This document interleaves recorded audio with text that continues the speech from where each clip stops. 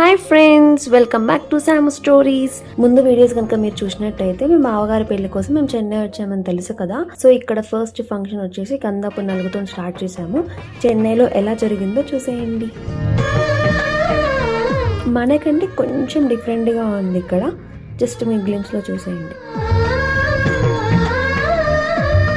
అలనాటి రామచంద్రుడి కన్నింత సాటి ఆపలనాటి బాలచంద్రుడి కన్నా అన్నిట మేటి. అలనాటి రామచంద్రుడి కన్నింత సాటి ఆపలనాటి బాలచంద్రుడి కన్నా అన్నిట మేటి అనిపించే అరుదైన అబ్బాయికి మనువండి.